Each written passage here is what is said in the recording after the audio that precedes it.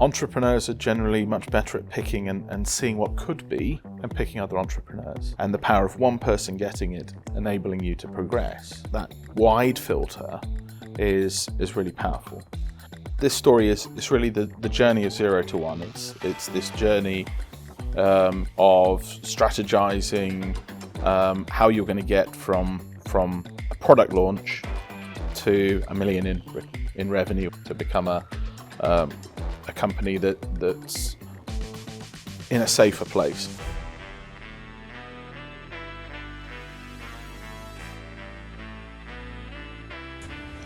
Hello, welcome to Traction, a video podcast series exploring innovation, growth and technology success. I'm James Taylor, I'm the founder of Roaring Mouse.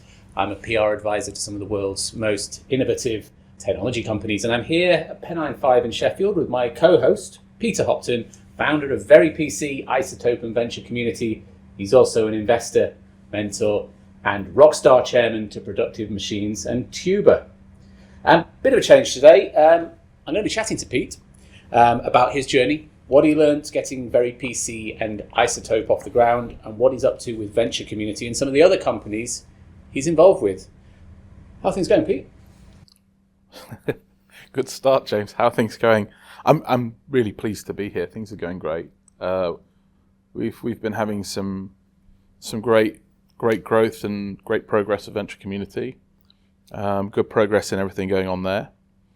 And I think there's a lot of promise in this city at the moment in the ventures and the startups that are here, and a lot of promise in the opportunity in the world. I mean, being somebody who's been in liquid cooling, AI, digital infrastructure, high performance computing and hardware for more than 20 years, I kind of look out the window at the moment and think, bloomin' heck, there's a lot going on, and I'm excited by what's going on, but I'm also excited by the startups and the prospects that we have here in the region, and just the level of technology that's coming out. This is really interesting. I'm conscious that, although they've seen you a couple of times on this show, they might not know about your kind of entrepreneurial journey. So let's start there. You've founded 2 technology companies here in Sheffield. Both are still about. Both are, still significant entities, I believe. How are they doing today? Well, VeryPC's over yonder north of us, where we are right now. Double-digit millions in revenue, profitable, an interesting business. Iceotope is out to the east in liquid cooling for tech. New CEO and chairman, very exciting and interesting people. The chairman, a chap that would have been probably the chief executive of HPE had he have not had a ski accident. And something I can get behind there, how ski accidents change one's destiny.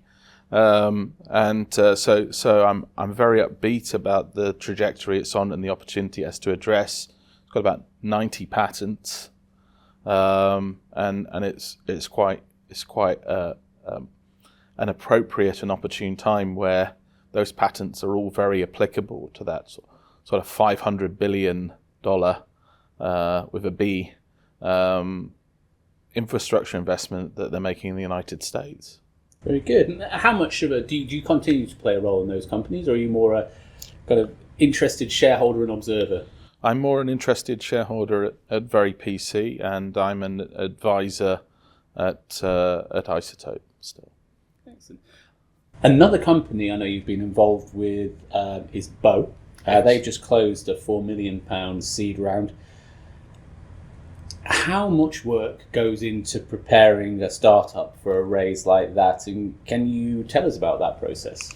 Yeah, so I think something I've been getting quite good at. I talk about being a turtle herder, and I talk about the story of turtles on the beach going to the sea, and this story is really the journey of 0 to 1. It's this journey of strategizing how you're going to get from a product launch to $1 million in revenue. Or it's about 280,000 in gross profit that you need to try and get to become a company that's in a safer place in the sea rather than exposed on the beach. And I look at this journey. It's something I've been working on, optimizing on, and theorizing from the point of ideation at the university level. And I did quite a lot of work with Eurex and NASA SBIR programs around ideation, all the way through to strategizing product market fit, MVP, product launch, and then this focus and this run to revenue. Along that journey, you've got a variety of funding rounds, and there's a particular shape that things have to be in order to be viable to raise funding. They've got to have a potential dramatic trajectory, and you've got to have that mapped out. You've got to have this real focus on that journey, and you've got to try and reduce the uncertainty and demonstrate your assumptions. So with Bo, sometimes one of the talents that I found is, and quite a lot of people have this, but not everybody has this, is this ability to see what could be, not what is. And Daniel Camilleri approached me at an event in Barnsley, actually at the DMC, and he is the founder of Bo, and he approached me and he said, I've got this robotics tech, and here's what it does, and here's its magic. Now, one thing that was interesting is then to follow up and say, so what's the applications for this? What do you want to do with it? His initial objective was quite social in its outlook, interested in how this could help people in schools and in libraries, and but the core of his technology had this massive upside.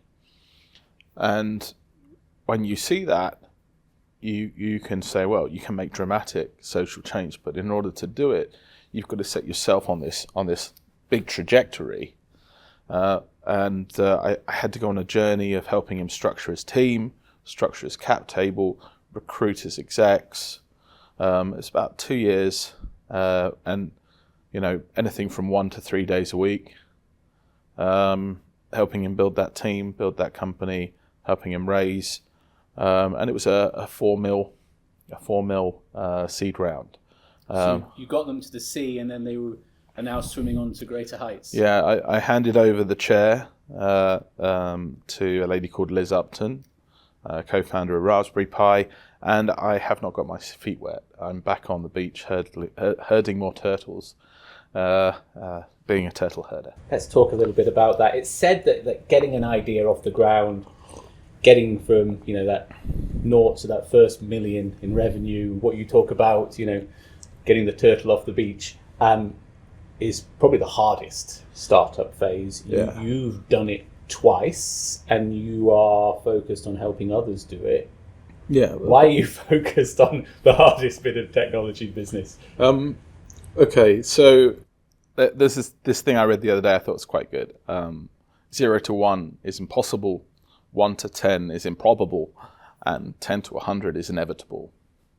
So, if we're going to make meaningful change for startup founders, for regions, for regional wealth, but these are people that are creative problem solvers. They've got something they've created that's solving a problem in the world. If we're going to make meaningful change, we've got to support that 0 to 1.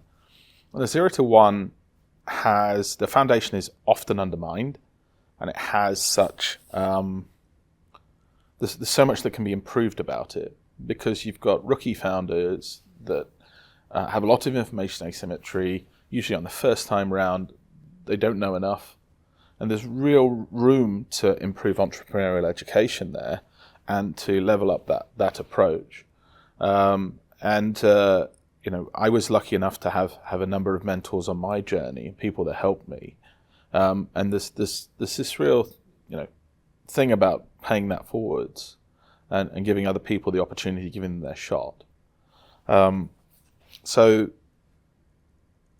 why on the 0 to 1? I'm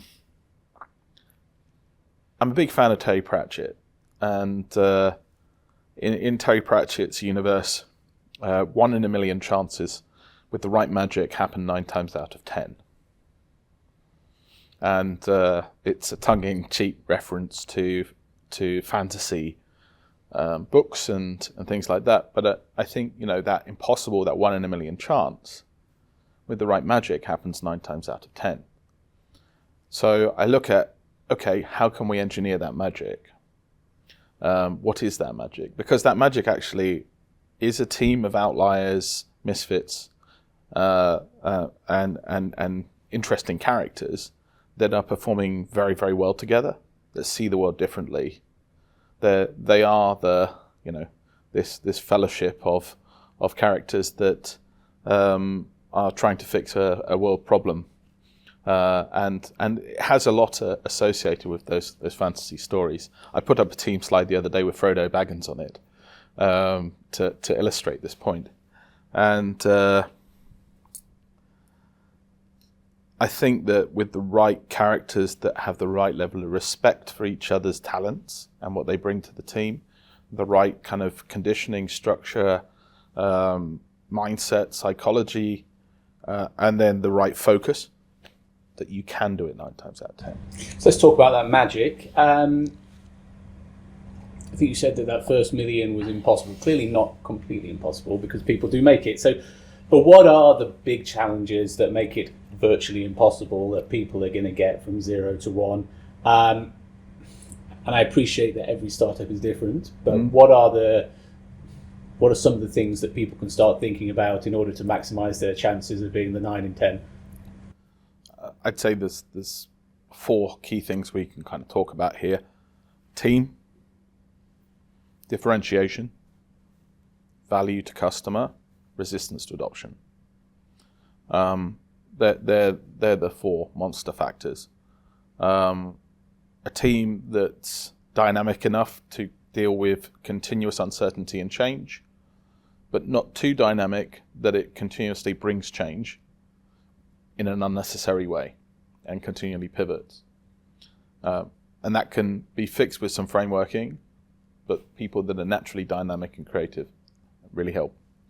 And that team needs to not be deficient in organization or deficient in empathy. Needs to be really organized, really empathetic to the customer scenario, needs to have a lot of analytical capability, also needs a lot of creativity. And it really needs all of these factors in constructive tension. And you've got a lot of different characters that will have to come together and debate with each other and communicate with each other and respect each other, because they'll be bringing conflicting views of the world from these different factors, and you're having to do that whilst dealing with a huge amount of uncertainty. And then looking at customer value. Too many times over history do the companies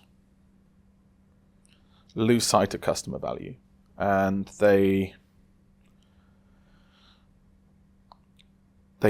start to find that there's a process that's taking over that's displacing the customer value. I mean, we've seen it already with some of our series where an obsession with customer value is really, really powerful, and gets people moving. And measuring that customer value and being obsessed with it really, really helps. Selecting a market segment where you're delivering a lot of value, rather than being opportunistic and then you're delivering somewhere you're not delivering much and somewhere you are. That Pareto's law of 80-20, targeting the 20% that gives you 80% is quite key there. And then differentiation is really important to that, because in a world where you're solving a problem, that problem has symptoms and people are looking for a cure for their symptoms, how are you going to stand out? How are you going to differentiate from the other potential cures? That's quite key to the journey. And then I talk about resistance to adoption. Resistance to adoption is your customer willing to change? Have they got to often this is referred to as timing, but actually part of it is, have you selected the right segment of the market that has currently got the right timing? Interesting. I guess there's something you kind of alluded to there, and it's kind of a theme that I've been keen to pick up with our guests, is what goes into making those, what goes into a successful outcome, and the balance between being in the right markets at the right time, with customers that are potentially receptive to what you have to offer, but also building a great product and a great company in order to kind of solve the problems they have. How much should people be focused on making sure they're picking the right opportunity space rather than necessarily starting with the technology and exploring then what might be possible with the technology? So technology is your innate value. Usually it's something that you start with at this point. You're looking around the opportunity space for the tech. The de facto normality in this country seems to be, especially in high-tech areas, to produce something that's relatively generic or indeed quite overly featureful that has wide market applicability. And then being opportunistic in having customers apply that to their own use case. That's quite problematic, because what happens is a company comes out, launches this broadly applicable tech that's applicable to a reasonably large segment, and then people are coming to them and saying, oh, could you apply this to my tech here, which then requires a substantial amount of development effort for a return. And someone else is over in a different area of the market, oh, could you apply this to that? And before you know it, your revenue versus the amount you're having to spend on non-recurring engineering is in a really bad place, and you're not able to achieve the growth trajectory required for a venture business and required to give your shareholders and your venture capitalists assurance that you are a venture trajectory business. And it starts to get a bit messy. Whereas, the approach of, we've got this tech, let's go and brainstorm what the market looks like. Let's establish different segments where, for a given customer, there's a value to be delivered, and which customers get more value and which customers get less. And then let's look at taking those segments, the problems they've got, the symptoms they've got, the signals they put out as a result of their symptoms. And they put those signals out on Google searches. They do social media questions. They go on Reddit. There are signals out there. And what you can do is you can say, well, a customer willing to make change at any one point in time is putting out signals that they're willing to make change. They're searching for things. They're researching things. And so you can look at the volume of signals for a segment, and you can say, oh, well, actually, there is a real volume of signals that indicates that segment there is willing to make change right now. The timing is right for that segment. And then you can look at how you're going to tailor the technology to that segment to address that willingness to change and that value that can be delivered.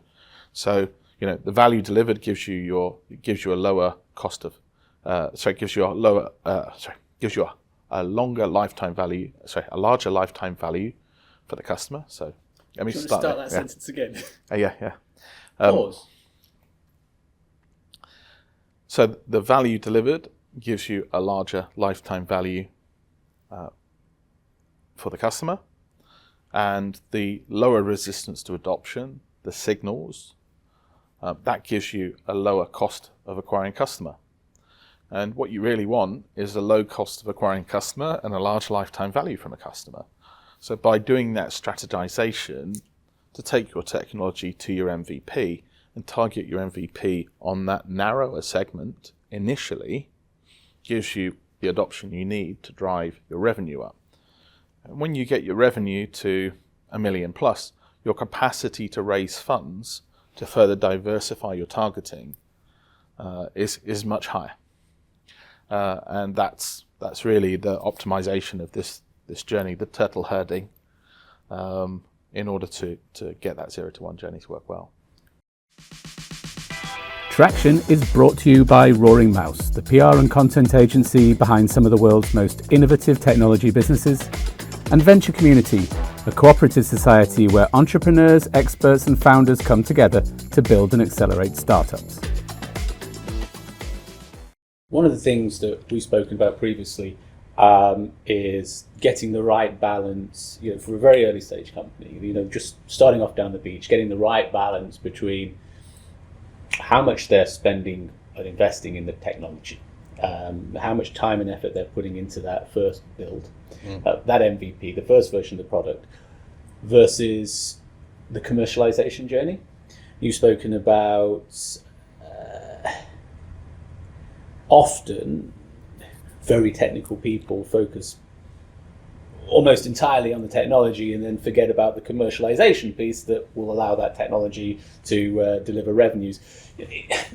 Have I oversimplified it there? Is that a big problem? Is that something you see often? Yeah, so you see this focus on technological differentiation, a focus actually on customer value as part of that technological differentiation, but broad value, a broad feature set over feature for each product. And like this situation, an American startup, if you say, here's your last $10, go spend it, I spend it on marketing. I do wonder if a British startup over the last $10, they spend it on R&D and claim 5 of it back. So what should, I guess, marketing is, multifaceted, very varied things. What are the basics that your kind of first time founder would need to be thinking about very early in their journey around marketing? Well, that American startup, it would all go on AdWords and LinkedIn ads and things like this. For them, or this hypothetical American startup, it's obviously a generalization, but the whole thing is you've identified a number of signals your customers are putting out when they're willing to change, and you're paying to capture them. And when you capture them, you put them into a funnel to sell them product. You sell them product, you get revenue, recycle. And as you're going, you're building capital value in your business. It might cost you more to acquire a customer than you initially get in revenue. But in a venture world, that's okay as long as you've got a long-term value to that customer base. Whereas, expecting to build the tech and the customers will come is a really steep expectation. So that sounds, the approach you said feels like a very targeted approach. So you're looking for signals. And I use these words because we have a lot of engineers, lots of people in STEM that are creating these solutions. Sometimes it's better to look at marketing as an engineering problem. Signals, noise, potential, resistance. There is an engineering problem here that can be addressed in a technical way by technical people. They just need to approach it in the right way. And is that what you mean when you talk about technical marketing? Yes. Okay. I mean, in my world, in the world of PR, there is, and what you're talking about, very, very targeted. In my world, you can be reasonably targeted, but you're not necessarily identifying precise individuals to influence, but potentially groups of individuals that, for that early stages, get as close as possible to that perfect customer, but you're looking to kind of reach and influence lots of them, or as many as you could possibly find. There's a fantastic book called The Science of Influence by a chap called Cialdini. And in this book, he talks about the different factors of influence and different ones coming together. But there's a couple here that are really, really appropriate to startups and this startup journey. So in the initial journey, you're targeting early adopters. Early adopters buy into ideas, they buy into creation, they buy into vision of the future. They buy into values around creativity and creative freedom. So you see the best startups targeting that kind of initial early adopter and sharing vision, sharing ideas, sharing a vision of the future, and sharing their values at the front end of the pointy stick. And Jobs did this very, very well. But as you progress out of that, you need to introduce other influence factors. And one of those influence factors is authority. And so you want to be in a place, to get more analytical customers and more analytical people buying into your sales cycle and buying into your product. You've got to start to bring more authority into the discussion. And you can look at, okay, here's somebody who's got a lot of authority in this market. They've got PhD and they're putting forward a very analytical argument as to why you need to adopt this product. And sometimes that's your white papers and things like this, trying to build that level of argument for your more analytical customers that are later adopters. And then you've got the other side, which is customers that like to follow other customers, the more extrovert characters. And for these guys, that's social proof. And Cialdini talks a lot around social proof. It's like, how are you going to build those social proof? How are you going to build the case studies and the people saying, yeah, I did this and I got this outcome. It's been brilliant for us. I've won an award. I've got a promotion. And everybody's really happy. You've got to build into these later adopter personas, the analytical persona and the extrovert persona. You've got to build your authority and your social proof. So we're talking classic technology adoption curve stuff here, aren't we? Technology adoption curve, yeah. One of the interesting differences that I've kind of noticed perhaps between startups in this part of the world and the States is that kind of leaning into initial success. The stereotype is that the dorm room startup in the US will be jumping up and down, faking it till you make it and showing that they're successful out the door, whereas the more reserved kind of British experience would be to absolutely prove that it's 100% working and we've hit certain milestones before we'll even start to think about raising our head above the parapet. Do you think that there is a kind of a fear of looking silly or a fear of looking arrogant from shouting about success when some of those customer groups they'll want to see some level of success before they even contemplate talking to you? Yeah, I take it back to these personality types, and you've got the high organizational quote amiable personality type, right? That you have to have consensus across authority and social proof, and in order to adopt. And as a country, we have a lot more of that in our procurement mechanisms, in our purchasing mechanisms, and in our society around that being a core driver. That means we're actually generally a worse early adopter market than, say, the United States. And there's like a fear of failure sometimes. Whereas the US, they love failure. Failure means you've learned something. There's an early adopter culture. There's more of a gambler culture at times. It's like, 9 times out of 10 is brilliant success. But 1 in 10 failures, it's there's sometimes the difference in perception. Do you still think there's a reticence, a kind of almost failure has a stigma here? Or do you think we've not solved that yet? It's interesting that we would sooner grant money to startups to develop things than buy their product. The Americans don't grant as much money, but they buy products from their public sector earlier, and they take more early stage risks.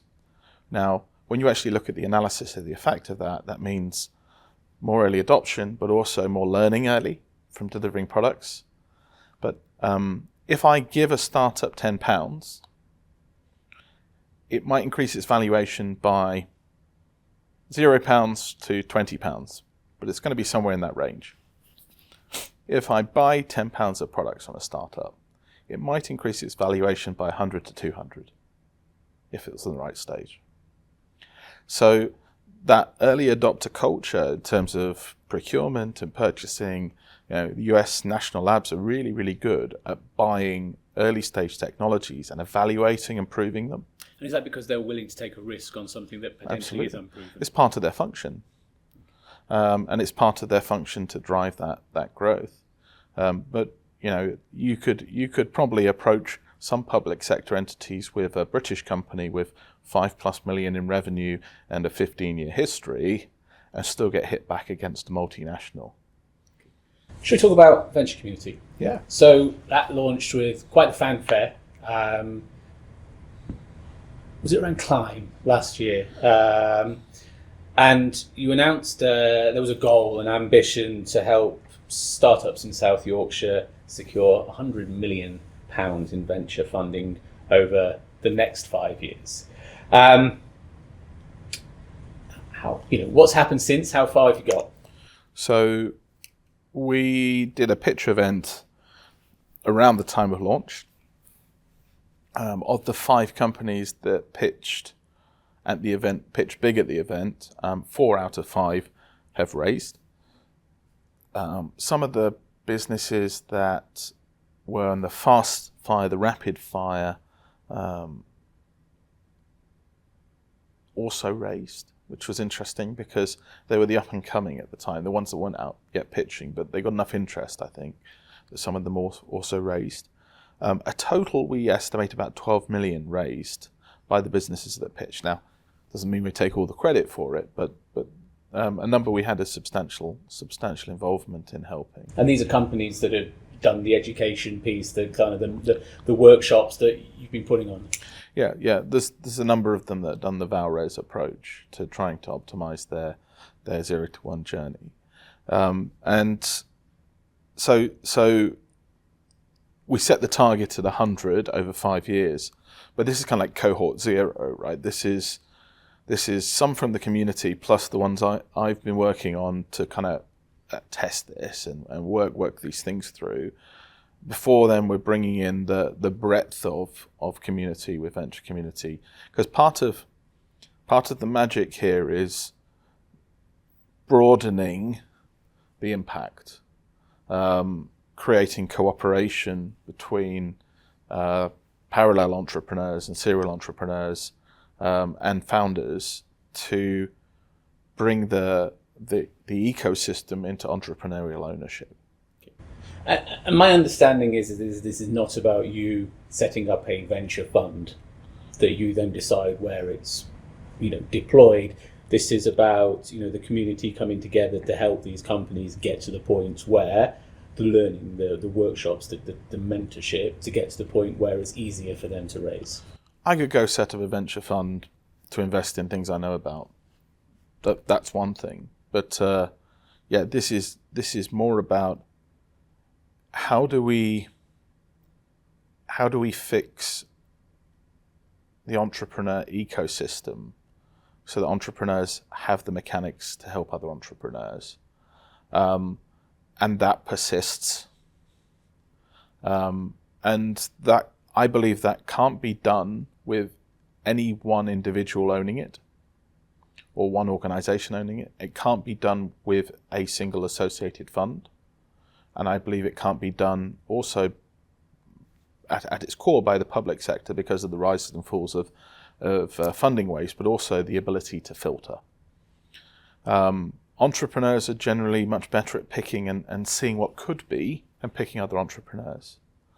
And given what I refer to as the Stanford effect, so this ability to be able to knock on lots of doors of people with individual vertical specialty until somebody gets it, and the power of one person getting it enabling you to progress, that wide filter is really powerful.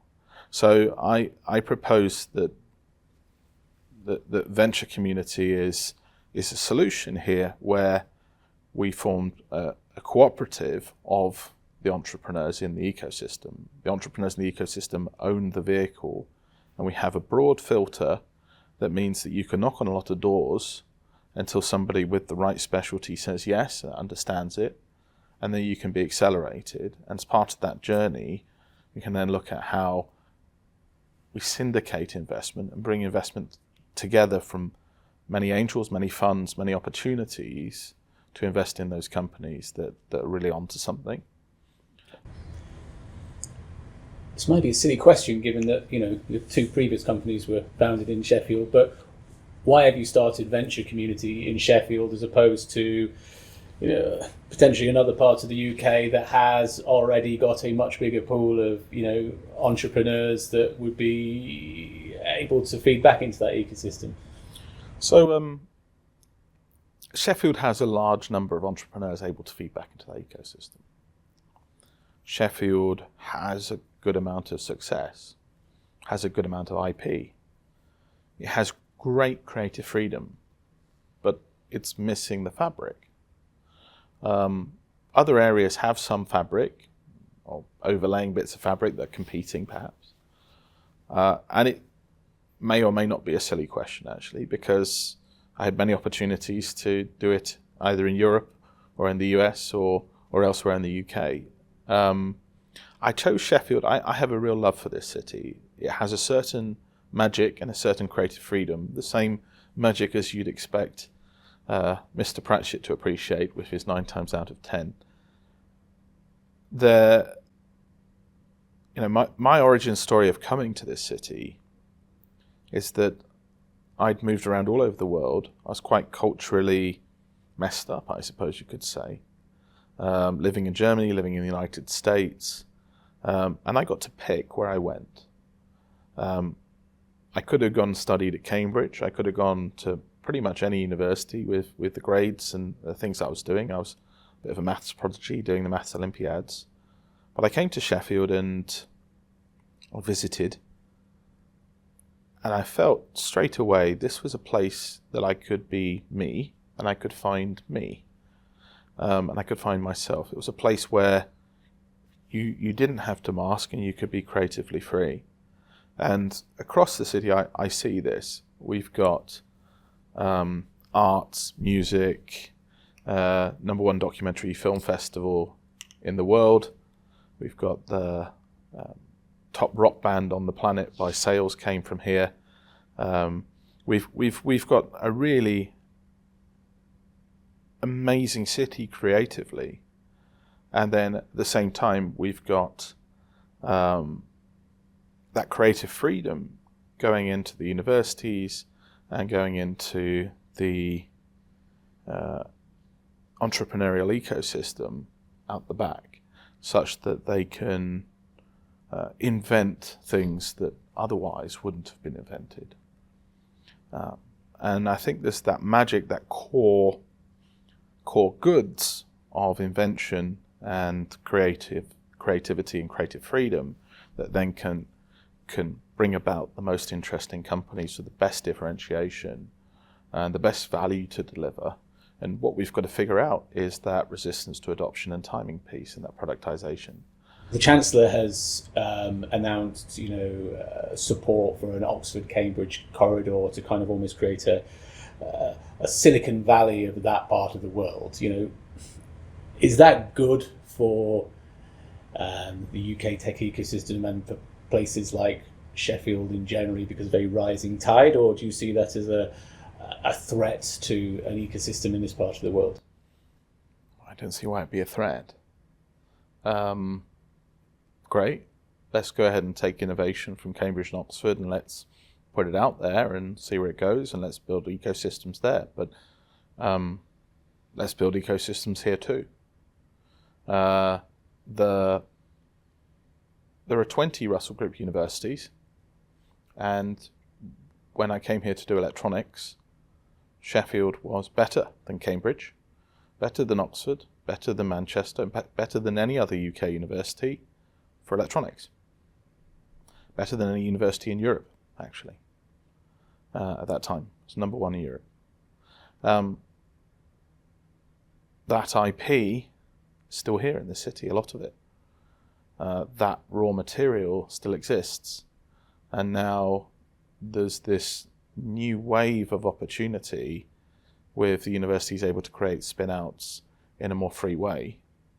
But there's also all the people that have decided to stay here because of the love of the place. It's quite a difficult city to escape. People tend to leave Sheffield to go and find a place that's like Sheffield. And that's something that you can't experience until you've lived here for a bit. But there are a lot of people here that are making things in their sheds. This is a city of makers and creators.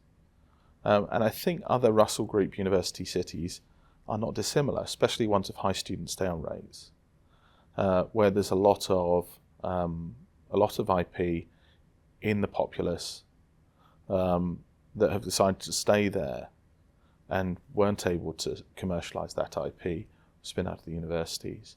And it just needs some stimulus and ecosystem to bring it together. Whereas London, Cambridge, Oxford,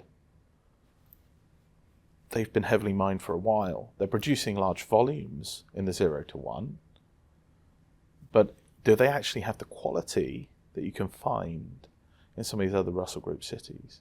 I'm not entirely convinced. If I was looking for startups and the street smarts that you need in terms of those founders, there's an awful lot around here. Wonderful. Thank you. That's all for now.